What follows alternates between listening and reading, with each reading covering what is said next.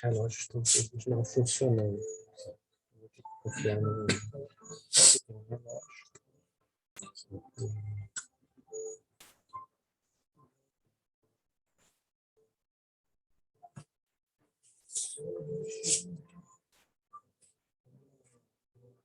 Já deu para aproveitar e faço daqui mesmo a parte inicial, já passo a palavra.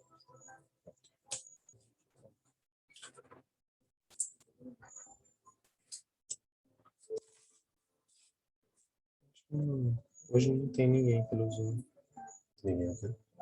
Hoje não entrou ninguém online hoje. Todo mundo presencial.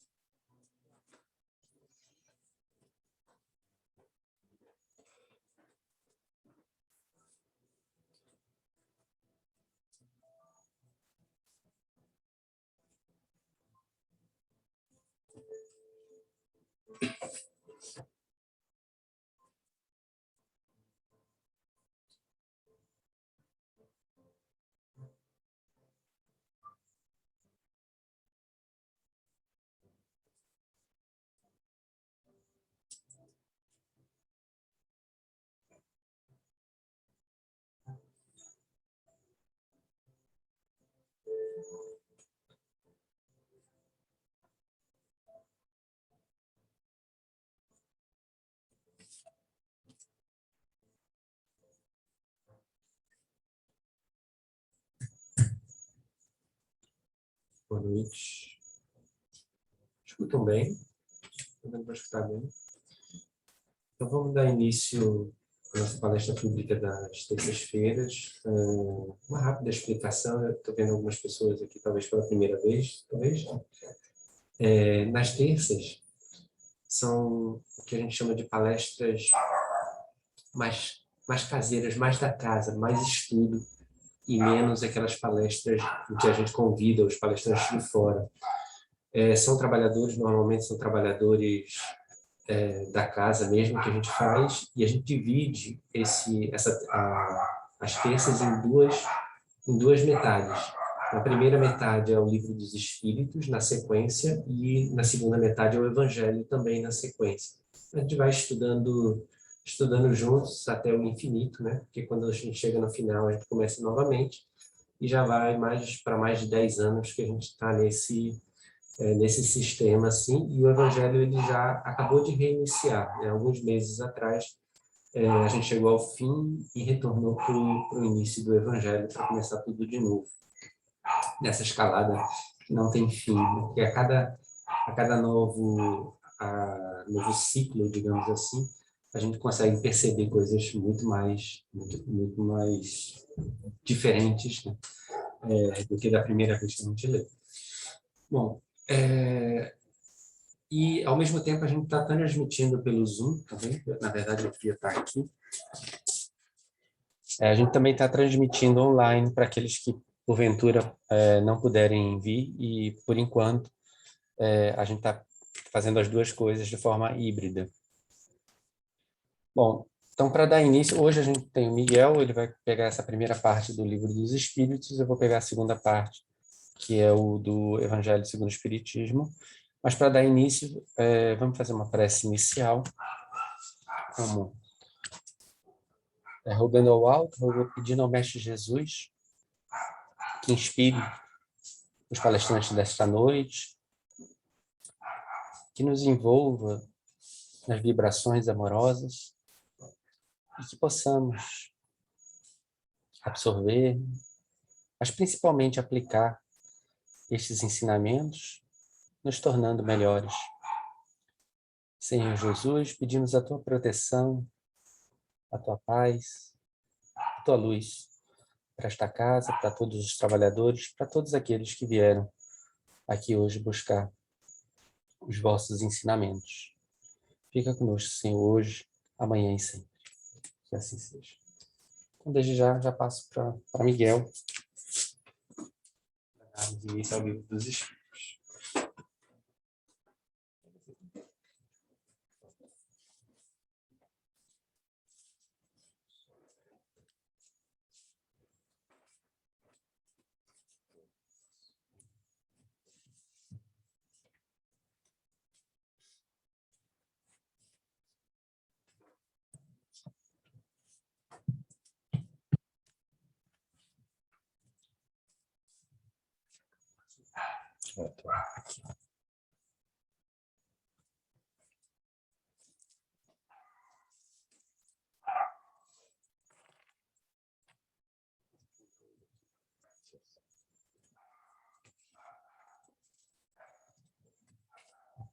Bom, boa noite a todos.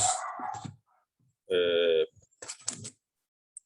gente está agora nesse retorno, né, de presencial, de reunião presencial, ainda se adaptando, né, ainda nos adaptando, e vamos ver se vai dando certo.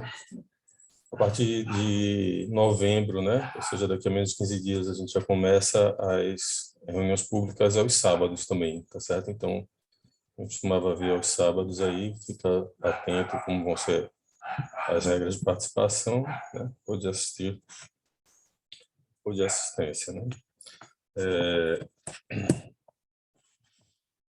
Nessa presencial, para mim, é a primeira vez, a gente começou no começo de outubro, né?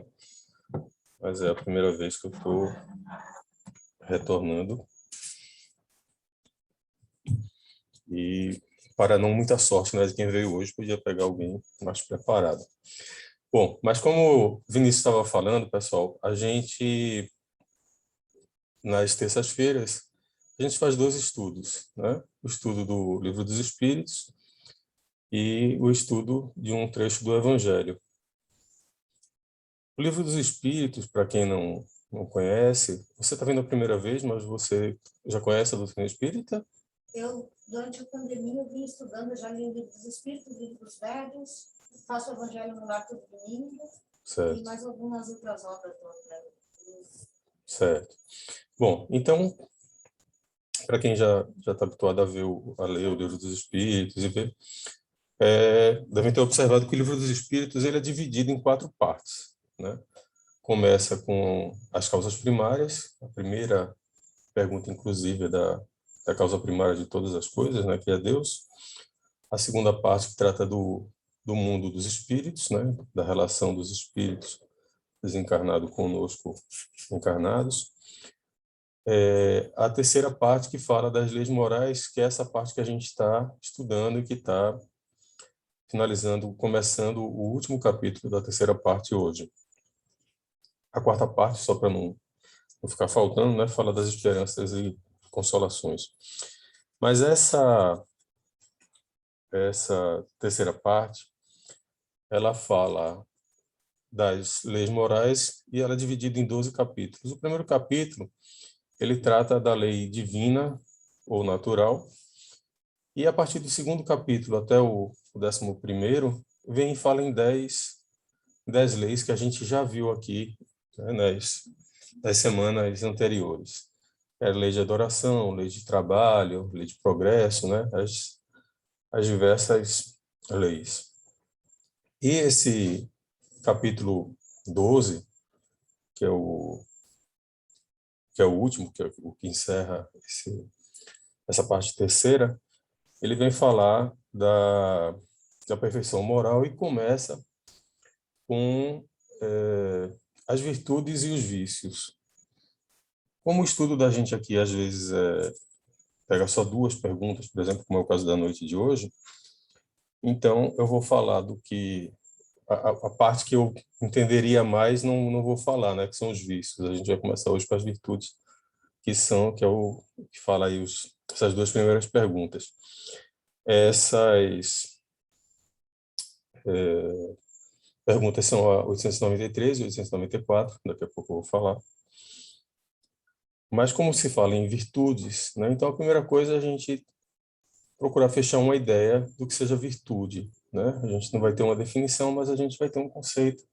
E a gente pegando o conceito do dicionário mesmo, do que é virtude, E virtude é o que está de acordo, é a qualidade que está de acordo com o bem, né? Com o que é correto, com o belo, com o justo.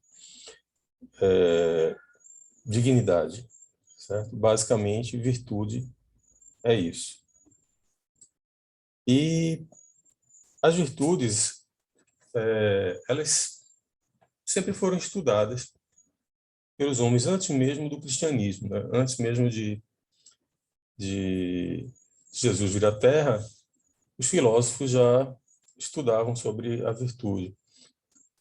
Platão, por exemplo, na Grécia, 400 anos antes de Cristo, ele destacou 4 virtudes que depois foram retomadas por Santo Agostinho, por exemplo, falando sobre elas, que são conhecidas como as 4 virtudes cardeais, né? Seria a prudência, a justiça, a força e a temperança. No caso, a prudência também era conhecida como sapiência, né? Conhecimento é você saber o que é, distinguir o que é certo, o que é errado. Temperança, que era para você se comportar de uma maneira equilibrada. Fortaleza, de você manter um estado de espírito elevado diante das vicissitudes da vida, das dificuldades da vida. E a última, qual foi a última que eu falei? A fortaleza e prudência, justiça, fortaleza. Sim, e justiça. E a justiça que era dar a cada um o que lhe fosse devido. Tá? Então, virtudes são muitas. Se falar dessas 4, são conhecidas como 4 virtudes teologais, virtudes cardeais. E a igreja ela também falou em mais 3 virtudes que são conhecidas como virtudes teologais: a fé, a esperança e a caridade. A fé, a crença em Deus, em algo maior, né? A esperança nas promessas de Deus, né? Nas promessas do Cristo, em uma vida melhor.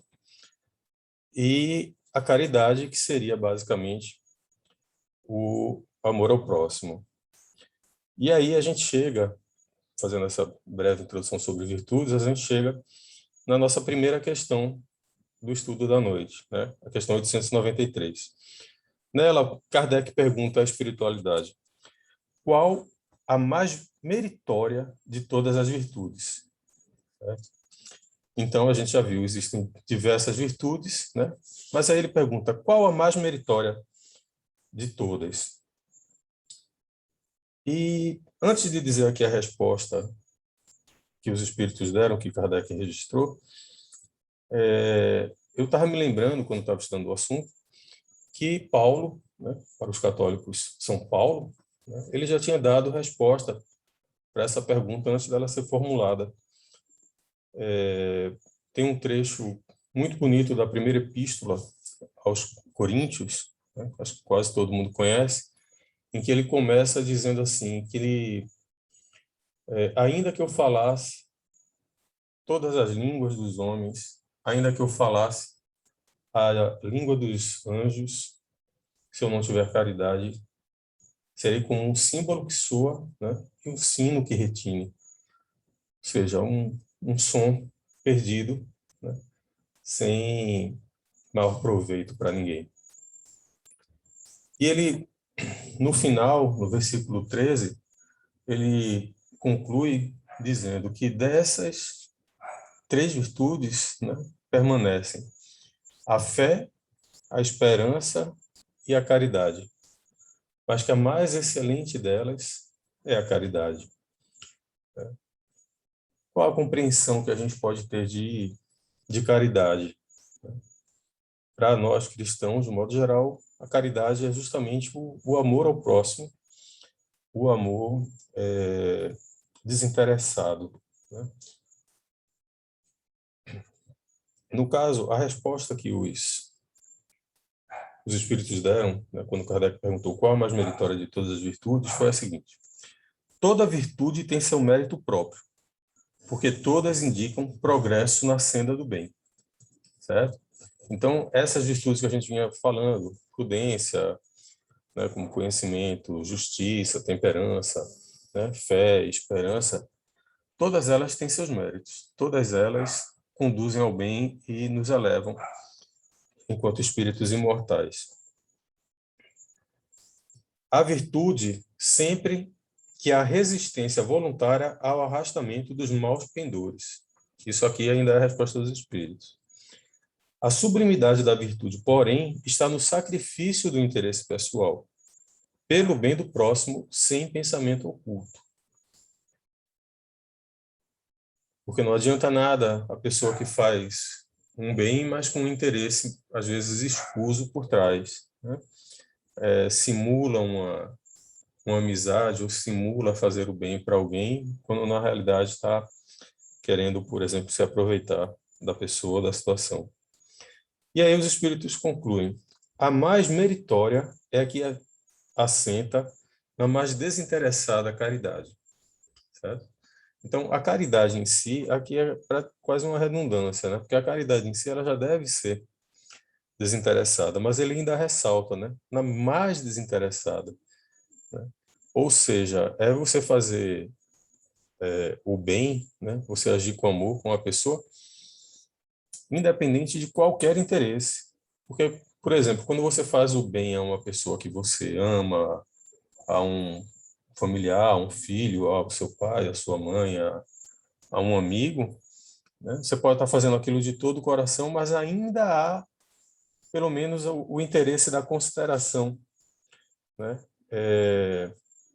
Com aquela pessoa, né? Com aquelas pessoas. Mas quando é totalmente desinteressada, simplesmente não se olha a quem, né? E isso aqui nos lembra também uma passagem do Evangelho, que para mim é uma das mais bonitas, se não for a mais bonita, que é quando, segundo o Evangelho, não, o doutor da lei para tentar Jesus, no Evangelho diz que para parecer justo, pergunta o que era preciso ser feito para ser salvo. E Jesus, em resposta, pergunta para ele: o que é que diz a lei? E ele diz: amar a Deus sobre todas as coisas, de todo o meu coração, de todo o meu espírito, com todas as minhas forças, né? E ao meu próximo. E aí Jesus pega e diz: faz isso, né? Faz isso e você será salvo. Aí o doutor da lei, como não gostou da resposta, ele queria ainda deixar Jesus, sei lá, talvez constrangido, perguntei: quem é meu próximo? E aí Jesus conta, narra a parábola, que possivelmente todos aqui já conhecem, do bom samaritano, que eu acho uma das mais belas, ou talvez a mais bela parábola de todas proferidas por Jesus, né? Quando ele diz que um homem descia de Jerusalém para Jericó, é atacado por assaltantes, que roubam tudo dele, né? O deixam inclusive nu e o cobrem de ferimentos. Que na sequência um doutor da lei faz o mesmo caminho, ou seja, um doutor da lei era um sacerdote, né? Era alguém em tese voltada para o bem do próximo.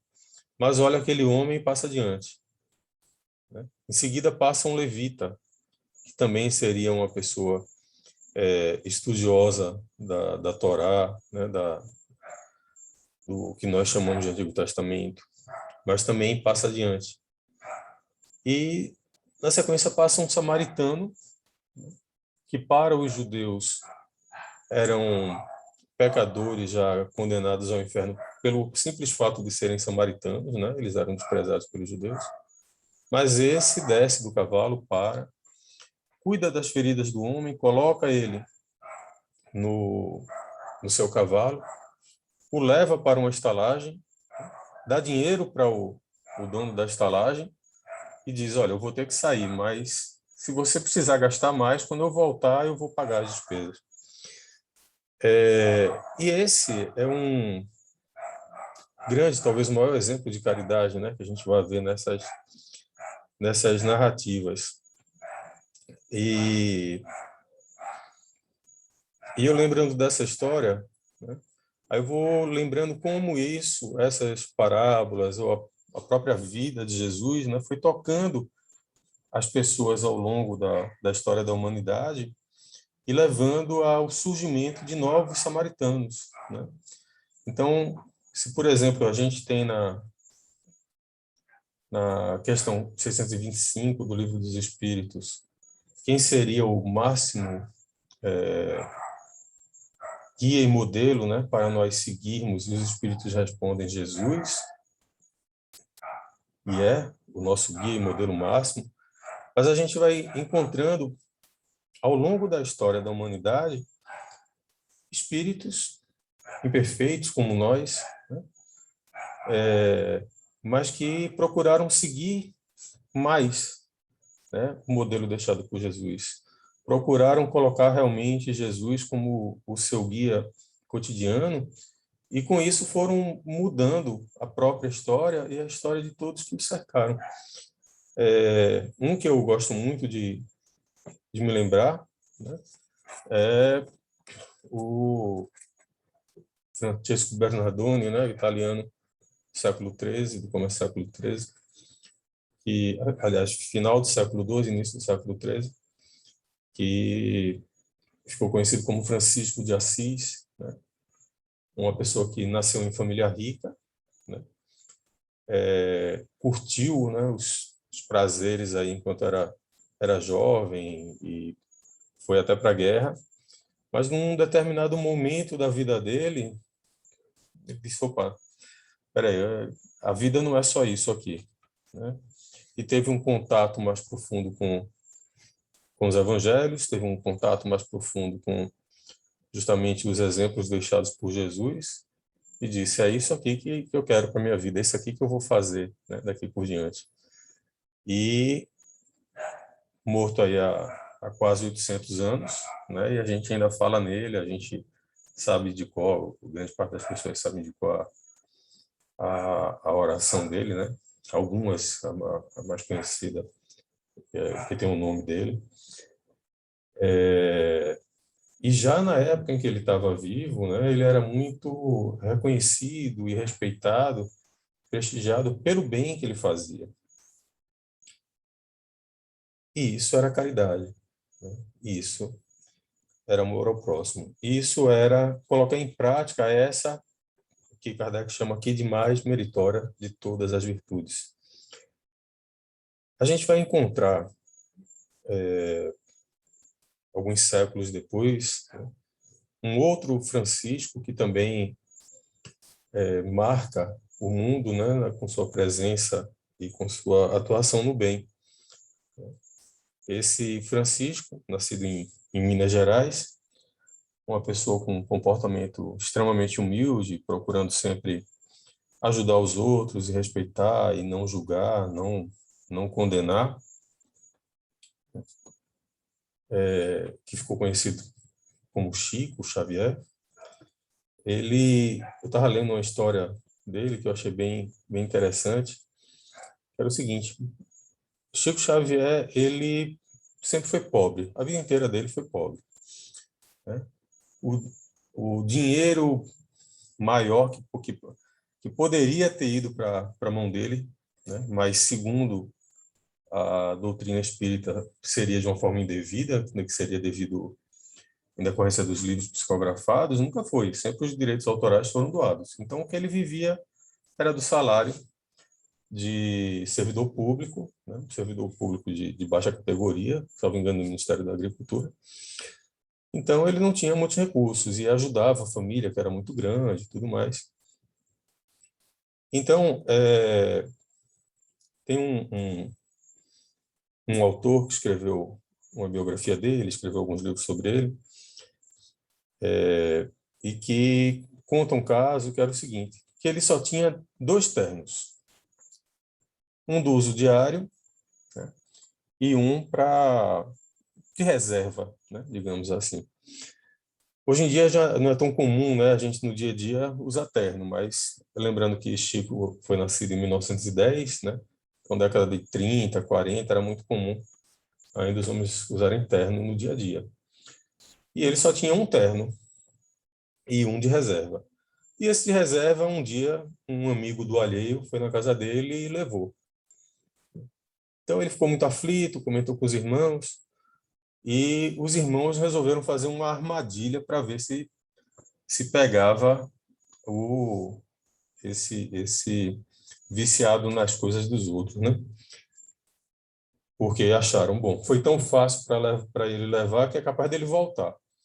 E aí fizeram uma trouxa de roupas usadas, botaram em cima da janela, e Chico, percebendo o que é que os irmãos queriam fazer, ele se prontificou a ficar de vigia, né? Para ver quando o ladrão ali chegasse para pegar aquelas roupas. Passaram-se algumas noites, até que numa determinada noite, já tarde, né, já altas horas, ele percebe que uma pessoa entrou no quintal e que estava indo lá e pega o saco com as roupas e vai embora. Ele olha, fica calado, né, espera passar um pouquinho o tempo e depois disso dá o alarme. E os irmãos, né, procuram o ladrão ali nos arredores e nada, não encontram. E perguntam, mas Chico, como é que você deixou ele pegar? Ele fez, eu dormi, eu peguei no sono, eu dormi e não vi quando ele... Aí os irmãos, você merece ficar com esse único terno mesmo aí, até ele se acabar no seu corpo. Ficam com raiva. Bom, passa o tempo e ele indo para o trabalho de charrete, ele diz que um homem vai e começa a chamá-lo assim no caminho, né? Irmão Chico, irmão Chico. E ele para, né? E o homem fala assim, olha, eu queria lhe pedir perdão, né? Queria dizer que eu sou outra pessoa. E ele disse assim, mas perdão por quê, meu irmão? Ele fez, não, porque fui eu que roubei suas roupas. E eu vi o bilhete que você deixou dentro do saco de roupa usada, que dizia, vá com Deus. E eu queria dizer que desde então eu me sinto com Deus, eu procuro estar com Deus e eu não roubo mais nada de ninguém.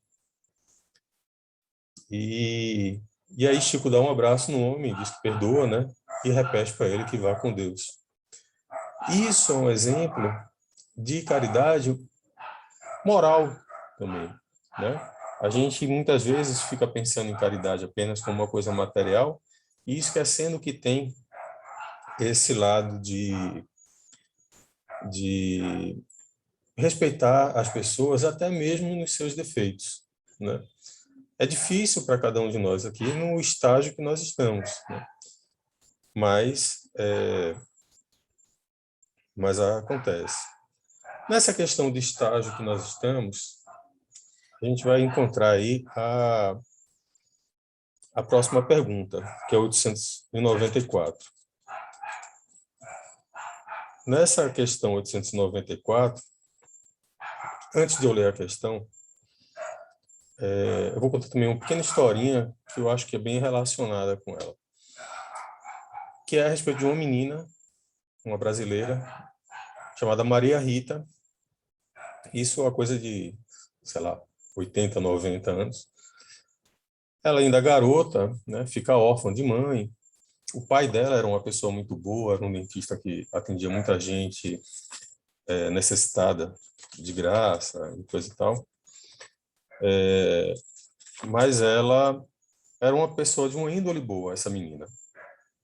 Então, ela com 13 anos, a tia, parece que a família toda era de índole boa, porque a tia disse, minha filha, você com 13 anos, você já tem que ajudar as pessoas que precisam mais, né? E começava a levar ela para ajudar pessoas doentes, pessoas pobres.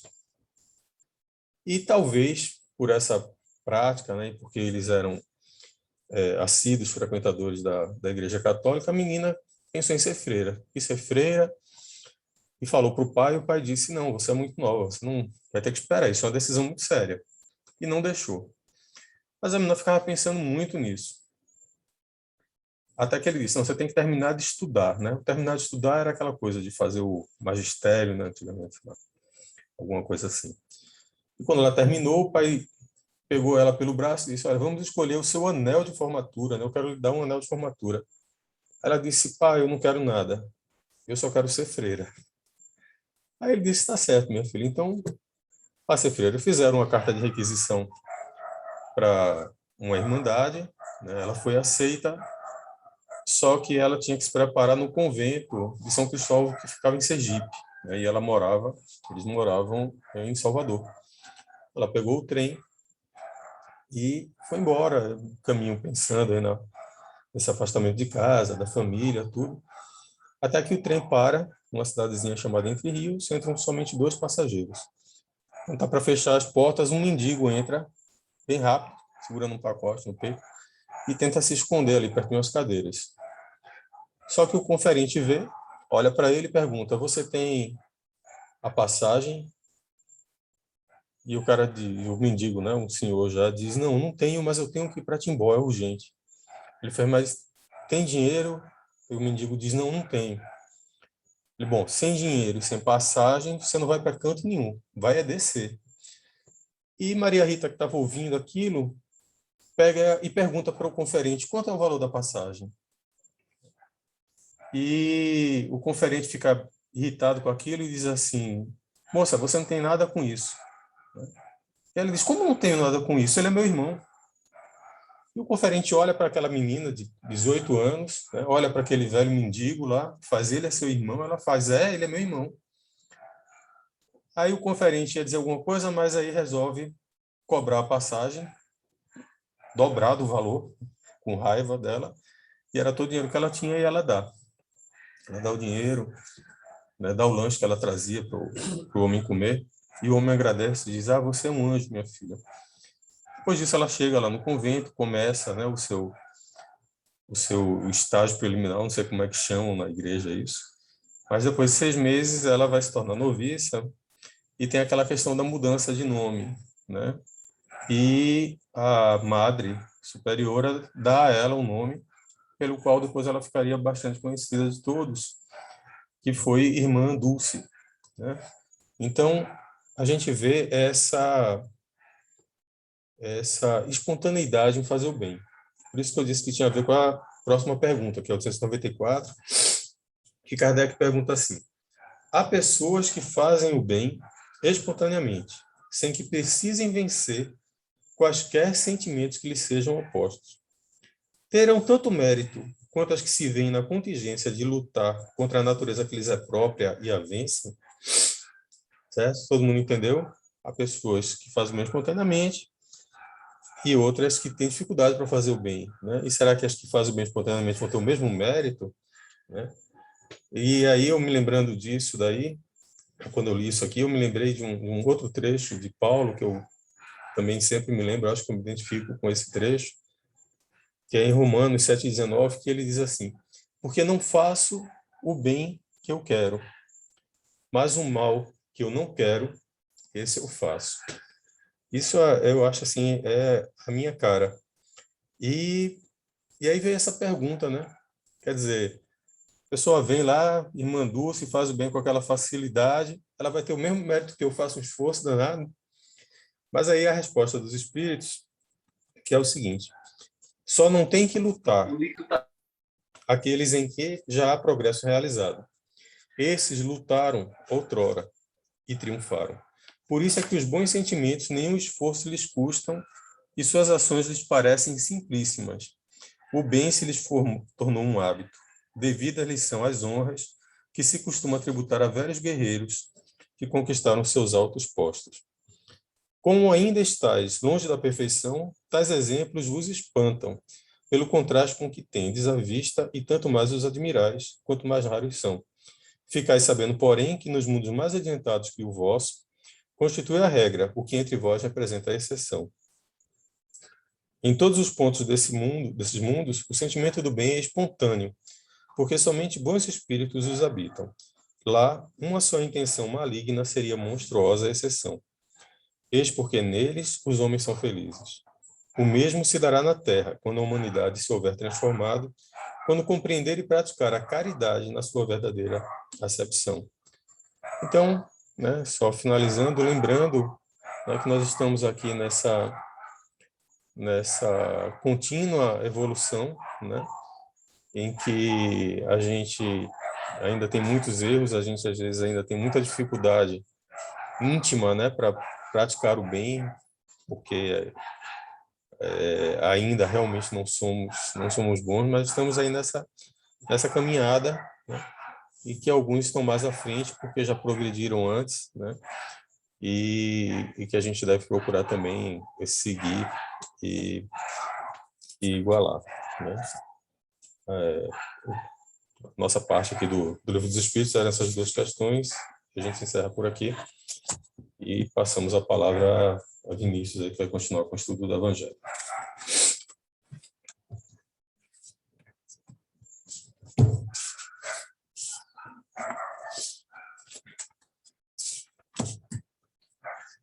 Boa noite. Eu peguei o outro microfone, dá para escutar, né? Incrível, ele pegou até as palavras que ele ia falar e os exemplos que eu tinha pesquisado. Porque esse reino que Miguel estava colocando, nos mundos mais avançados, que ainda não é o nosso, é justamente o tema dessa segunda parte do Evangelho. A gente está agora no capítulo 2. O capítulo 2 tem uma instrução dos espíritos que fecha o capítulo. Só fazer uma coisa aqui.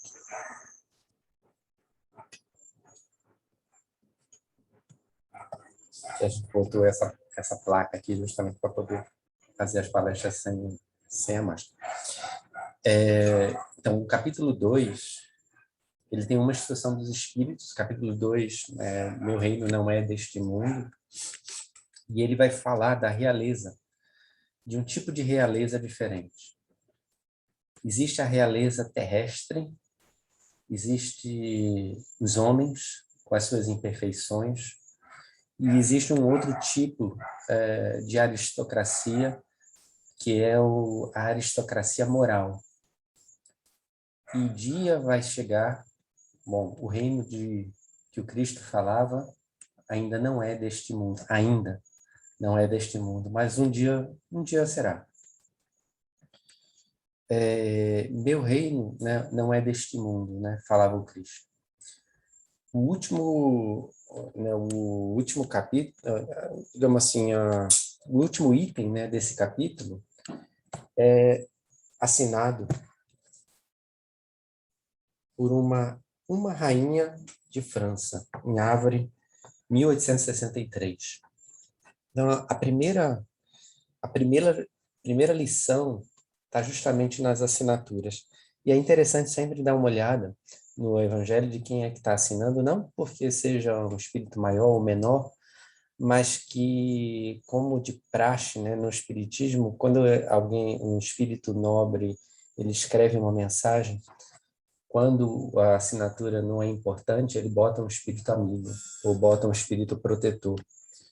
E quando é útil, né, para aquela mensagem, aí ele dá algum tipo de detalhamento. Nesse caso aqui, ele diz simplesmente uma rainha de França. Não importa qual rainha, uma rainha. Uma rainha que vai trazer as suas, digamos assim, desilusões ao desencarnar. Uma rainha que diz que como eram insignificantes, né, toda aquela realeza, aquilo que ela chamava de sangue nobre. E quando ela chega no mundo espiritual, ela logo percebe que alguns dos seus servos mais humildes estão muito acima do nível espiritual que ela mesmo se encontrava. No livro Voltei, o próprio irmão Jacó, o livro Voltei é psicografado por Chico também, e é um livro muito interessante, né? Depois dei uma olhada, que ele traz uns relatos de desencarne mais detalhados que a gente tem dentro da literatura de Chico. E o irmão Jacó, ele era um espírita daqueles, digamos assim, extremamente trabalhador dentro do movimento. E existe o movimento espírita e existe o espiritismo, que são coisas diferentes. Ele era extremamente ativo dentro do movimento, né, espírita. Na época que a FEB não conseguia publicar os livros, porque ninguém aceitava, ele sozinho, que tinha feito fortuna, né, com os discos da Odeon na época, ele montou o parque gráfico da FEB sozinho, ele bancou e publicou todos os livros da FEB na época. Passou mais de 50 anos nas reuniões mediúnicas doutrinando espíritos. E quando desencarna, aí tem uma professorinha, uma professora secundária que aparece junto do grupo. Eles formam um grupo para seguir para o mundo espiritual, né, para outros planos, e liderados por Bezerra de Menezes, chega ele todo apagado, né, sem luz nenhuma, e aquela professora. E que a irmã, na verdade a filha, né, que vem receber, né, ele, diz assim, você não sabe o quanto ela sofreu, você não sabe o que ela passou, né, para ser uma professora, uma aparentemente humilde, mas ela estava bem acima, hierarquicamente, moralmente, do que ele próprio, que tinha sido grande aos olhos, mas não tão grande no seu aspecto interior, na sua moralidade. Depois ele vai passar vários anos, né, para desfazer muitas coisas que ele fazia de forma errada. Fazia mais com palavras do que com sentimentos. Mas o livro é fantástico, dê uma olhada. Então, meu reino não é deste mundo, dizia, né, quem melhor do que eu, começa a rainha, que pode compreender a verdade dessas palavras do Senhor. O meu reino não é deste mundo. O orgulho me perdeu na terra. Quem, pois, compreenderia o nenhum valor dos reinos da terra, se eu o não compreendia? Que trouxe eu comigo da minha realeza terrena? Absolutamente nada. Então, muitas vezes, a gente tende a medir, né, essa nobreza, a nobreza do Cristo, pelas nossas próprias métricas, pelas nossas medidas, né, materiais. Mas o Cristo está muito, né, mas muito além disso, né? A Caminho da Luz, Emmanuel já coloca no iniciozinho de A Caminho da Luz, deixa eu só pegar, que existiu na Terra, rezam as tradições do mundo espiritual, que na direção de todos os fenômenos de nosso sistema existe uma comunidade de espíritos puros e eleitos pelo Senhor Supremo do Universo, em cujas mãos se conservam as rédeas diretoras da vida de todas as coletividades planetárias. Ou seja, existe espíritos puros que dirigem e conhecem, né, um a um. Né? Jesus já dizia que conhecia as suas ovelhas pelo nome, uma, né, a uma. E se a gente soma, bom, não sei quantos bilhões de seres, está ali o Cristo, como sendo aquele que é o governador espiritual da Terra e responsável por cada um, né, de nós, e nenhuma ovelha se perderá. E isso não é de agora, não é de 2000 anos para cá, né? O Cristo não era espírito puro de simples 2000 anos para cá. Emmanuel vai dizer aqui na Caminho da Luz que na formação do orbe, há 4,5 bilhões de anos atrás, o Cristo já era o Cristo. Que ao longo desses milênios, né, dos 4,5 bilhões de anos pelo menos, essa comunidade de espíritos extremamente puros se reuniu na Terra por 3 vezes apenas. A primeira, para definir, né, a gênese planetária e as sementes da vida. Então, a gente podia dizer que, bom, nos últimos 4,5 bilhões de anos, teve 3 acontecimentos importantes na Terra para que houvesse uma reunião de espíritos puros perto, assim, para decidir, né, os pontos mais importantes, os acontecimentos mais importantes que aconteceram no orbe. 1, a vida, a formação da Terra e os pródromos da vida. 2, a vinda do Cristo. E 3, né, mais recentemente, né, a transição planetária. Então, esses, imagina um séquito, né, uma coletividade de espíritos do nível do Cristo. Lacordaire, na Revista Espírita de 1862, Haroldo gosta muito de citar essa passagem, né? Na verdade, a mensagem é de 1862, mas o texto vem da Revista Espírita de 1868, e Lacordaire vai dizer que ao lado de Deus estão numerosos espíritos chegados ao topo da escala dos espíritos puros, que mereceram ser iniciados em seus desígnios para dirigirem a sua execução. Então, não existe só um Cristo, existe Cristos. A estes, podeis chamá-los de Cristos. É a mesma escola, são as mesmas ideias, modificadas conforme os tempos, mas eles têm um pensamento único, né? Que é servir, que é traduzir, né, a vontade divina. Então, nessa comunidade, esse reino, que não é o reino que a gente tem na Terra, no momento, mas que vai ser um dia, se a gente trabalhar por isso, né, não basta esperar, mas o Cristo trabalha nos últimos 4,5 bilhões de anos, ativamente, diariamente. Divaldo, agora me esqueci, Manuel Filomeno de Miranda, ele conta que, de vez em quando, ele está olhando lá no mundo espiritual, né?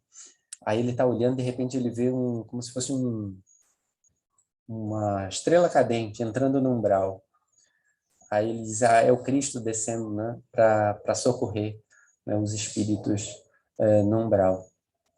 E nesse reino, que a gente ainda não tem acesso, conta também que, de vez em quando, dependendo do mérito do espírito, você pode ganhar um prêmio de passar um dia junto com Cristo.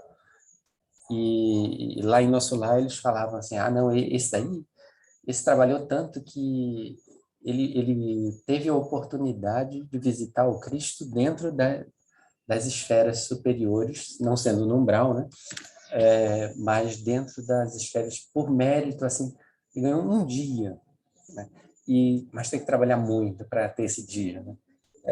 Isso não é uma coisa muito simples ainda. Porque na Terra, a gente ainda tem, muito mais do que a epidemia da Covid, a gente tem outras epidemias que precisam ser extirpadas. Por exemplo, a epidemia do orgulho.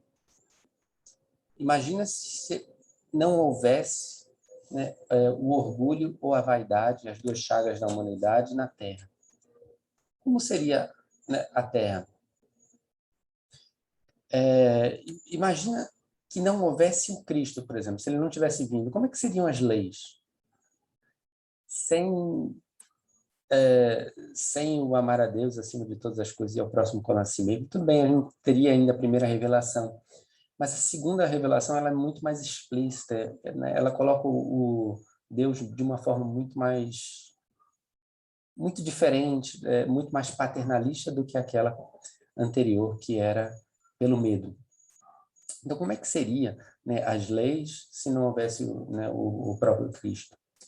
E aí, o Espiritismo, que só tem 150 anos, imagina como vão ser as leis quando a gente considerar o Espírito. Né? Fica fácil de imaginar que o aborto teria que desaparecer, porque agora a gente teria que considerar não só, né, nesse reino, a gente teria que considerar também, né, os direitos do reencarnante, como condenar a morte, né, sem defesa, né, aqueles espíritos que depois se tornam revoltados, obsessores, muitas vezes. Mas o direito ele é muito mais amplo se a gente considera a vida do espírito. Imagina como vai ser, né, esse futuro, quando a gente considerar o mundo espiritual como sendo tão real quanto o mundo visível. Então, existe, né, esse reino. Tem uma passagem do Evangelho que o centurião é um modelo. Jesus coloca aquele centurião que ele cura, né, o filho ou o servo do centurião, depende, porque a palavra é a mesma, e é uma passagem que ele vai dizer assim: tendo terminado de dizer tudo isso ao povo, Jesus entrou em Cafarnaum e ali estava doente, quase à morte, o servo de um centurião, a quem seu senhor estimava muito. Ele ouviu falar de Jesus e enviou-lhe alguns líderes religiosos dos judeus, pedindo que lhe fossem curar seu servo. Chegando lá, suplicaram-lhe com insistência: esse homem merece que façais isso porque ele ama a nossa nação e construiu a nossa sinagoga. Essa é a passagem que está em Lucas. Jesus foi com eles. Já estava perto da casa quando o centurião mandou os seus amigos dizerem a Jesus: Senhor, não te incomodes, pois não mereço receber-te debaixo do meu teto.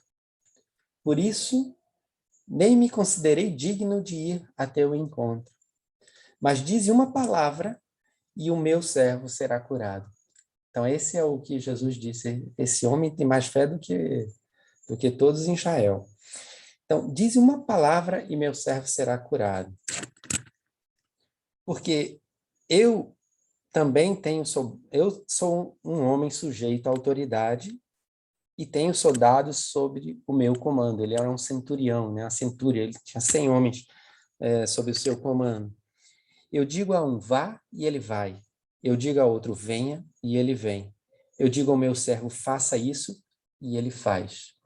Então, se Jesus disse assim, manda um servo, né? Um dos teus servos. E isso é suficiente, não precisa vir pessoalmente, né, à minha casa. Ao ouvir isso, Jesus admirou-se dele e, voltando-se para a multidão, disse: eu lhes digo que nem em Israel encontrei tamanha fé. Então, a gente mede, feito o centurião, né, às vezes mede o Cristo como naquilo que a gente entende, né, na forma como ele entende, porque ele era uma pessoa de autoridade. Jesus era uma pessoa de autoridade e a gente pode dividir, né, o evangelho, né, em duas grandes partes. Na primeira, Jesus não assim, ele tem aquelas curas todas, ele não ele sempre está disposto a fazer alguma coisa pelo outro, né? As curas, levanta, né, os caídos, cura os leprosos, restitui a visão, né, aos cegos, faz os milagres. E aí, a partir do momento em que ele é aprisionado, ele fala nada, né? Pilatos vai dizer: eis aí o homem. E o homem, ele abdica de se defender, embora tivesse, né, a seu comando, né, legiões e mais legiões de espíritos sob seu comando. E aí tem isso encerra grandes lições sobre o reino que ainda não é, né, deste mundo. Até quando a gente vai estar medindo o reino como Pilatos, como sendo as coisas, parecia que ele vinha numa carruagem. Não, esse é o reino terrestre, né, que muitas vezes a gente está habituado, né, a pensar. Mas existe por detrás, né, um reino celeste, né, e é esse que a gente deve granjear. Miguel estava falando das passagens de Chico, e eu me lembro uma em que as cartas eram muito famosas, né, e o pessoal fazia fila para que aqueles que tinham perdido, né, um ente querido, um filho, eles faziam fila para conseguirem, né, alguma mensagem. E eles pegavam uma ficha, e a ficha tinha tanta gente, tinha mais de 2.000 pessoas, 2.000 atendimentos nas sextas-feiras à noite, e as fichas se acabavam na noite anterior, então você tinha que dormir na fila desde a noite anterior para conseguir uma ficha. E tem uma família muito rica que chega num carro de luxo, né, no momento que inicia a reunião na sexta-feira à noite e pedindo, né, para receber uma mensagem, né, do filho que tinha sido morrido tragicamente. E aí, quando eles percebem, né, o pai e a mãe percebem que não iam conseguir, porque as fichas já tinham se esgotado, né? Há muito tempo, você tinha que ter dormido na fila. Aí eles começam a se desesperar. E uma senhora que estava sentada, né, já tinha sentado lá durante a noite e o dia inteiro, ele percebe assim, olha, eu já vim aqui 4, 5 vezes. O meu filho nunca escreveu nada para mim, eu lhe dou a minha ficha. E aí deu a ficha para aquele que estava mais né, para aqueles dois que estavam desesperados. E mais tarde, né, realmente veio a mensagem deles, mas o mais curioso é que veio uma outra mensagem do filho daquela mulher que tinha cedido a ficha. E aí esse menino disse assim, mãe, eu não tinha condições de vir aqui hoje. Eu ainda estou muito debilitado, ainda muito fraco, eu não tinha condições, mas os espíritos me trouxeram para mostrar que era dando que se recebe. Então, a realeza terrestre, a gente pode colocar assim como sendo aqueles poderosos, os ricos, né, os bem vestidos, assim, eles podem muito pouco, né? O dinheiro nada compra ali. Não comprava mensagem nenhuma. Uma vez, Emmanuel até deu uma bronca, o seu dinheiro não adianta de nada aqui, né? Para um homem que disse, eu quero, eu pago. Mas para aquela mãe que tinha dado um pouco de si, né, que tinha dado um pouco de sacrifício em favor de outro que estava numa situação pior, aí os espíritos queriam mostrar que é dando, né, que se recebe. E muitas vezes essas palavras têm sido deturpadas, né? Não é dando dinheiro que se recebe, não é nesse sentido, mas é dando perdão. A gente faz a nossa parte e essa parte. E aí a gente recebe, né, em troca, né, digamos assim, né, você dá 1 centésimo, né, e tem as dívidas perdoadas, né, já dizia o Cristo, não precisa pagar a dívida toda, porque na parábola do filho pródigo, né, quando o filho faz o movimento, ele se levanta e retorna, o pai já vem correndo, como se ele só precisa de um esforço, né, ele só pede um esforço e que dê os primeiros passos na direção, que o resto, né, o céu te ajudará.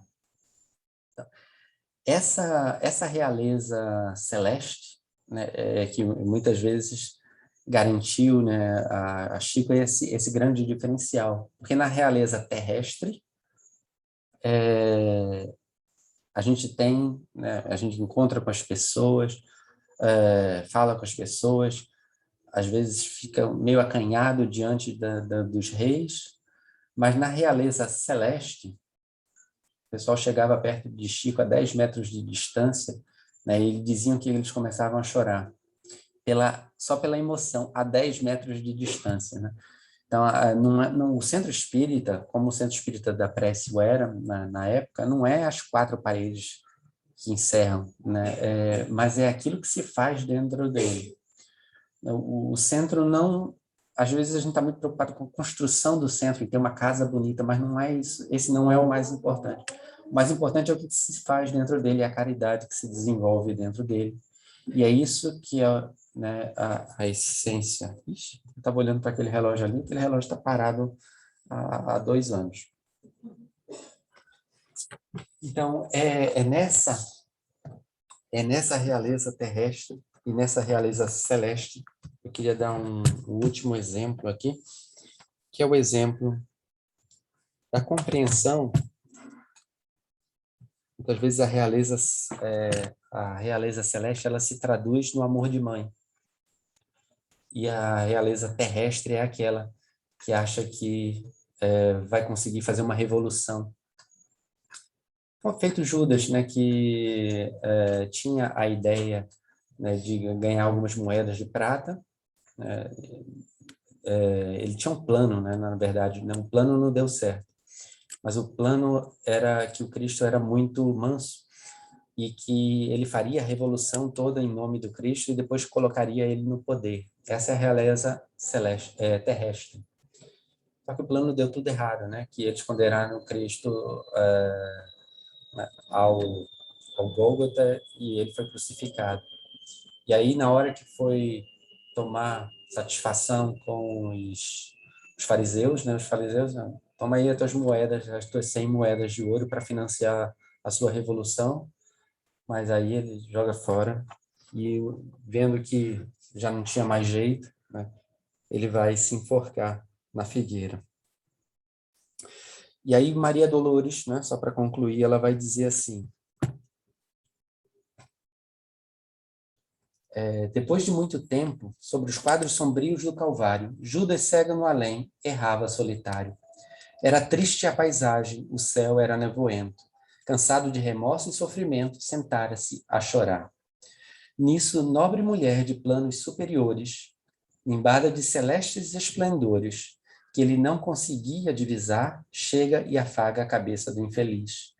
Em seguida, num tom de carinho profundo, quase em oração, ela diz: meu filho, por que choras?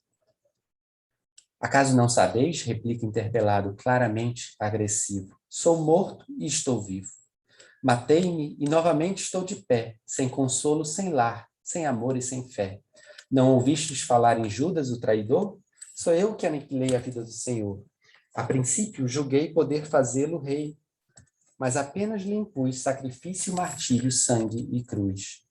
E em flagelo e aflição, eis que a minha vida agora se reduz. Afastai-vos de mim, deixai-me padecer nesse inferno sem fim. Nada me pergunteis, retirai-vos, Senhora. Nada sabeis da mágoa que me agita, o assunto que lastimo é unicamente meu. No entanto, a dama calma respondeu: meu filho, sei que choras, sei que lutas, sei a dor que te causa o remorso que escutas. Venho apenas falar-te de que Deus é sempre amor em toda parte.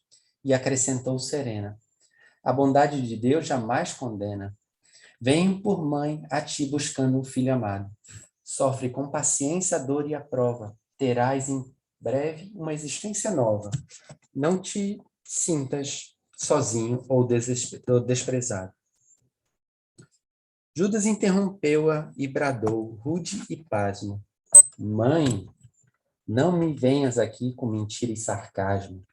Depois de me enforcar num galho de figueira, para acordar na dor, sem mais poder fugir à vida verdadeira, fui procurar consolo e força de viver ao pé da pobre mãe que me forjara o ser. Ela me viu chorando e escutou meus lamentos, mas teve medo dos meus sofrimentos. Expulsou-me aos conjuros, chamou de monstro, por sinal. Disse que eu era unicamente filho, o espírito do mal. Intimidou-me a terrível retrocesso, mandando que eu apressasse o meu regresso para a zona infernal de onde eu vim. Ah, detesto lembrar a horrível mãe que eu tinha. Não me faleis de mães, não me faleis de amor. Sou apenas um monstro sofredor. Ainda assim, disse a dama docemente, por mais recuses não me altero.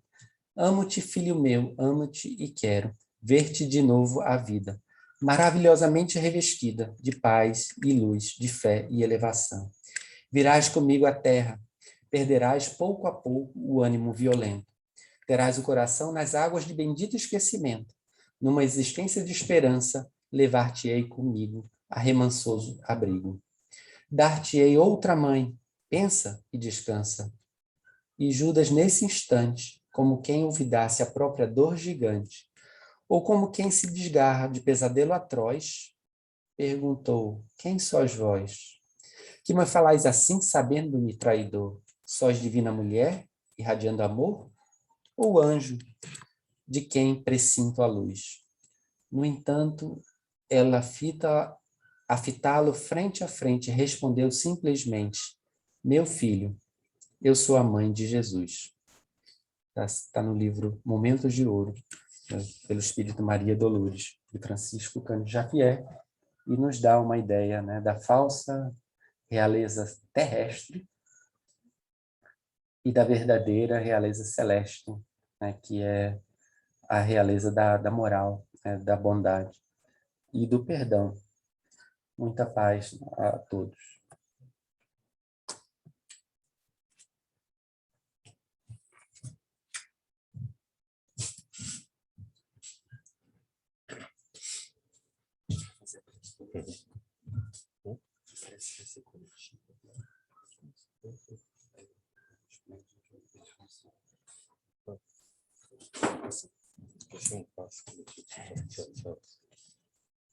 Só uma rápida explicação. A gente está fazendo a prece, o passe coletivo. Então, nesse momento, os passistas, eles vão se posicionar e pensem em Jesus no momento da prece.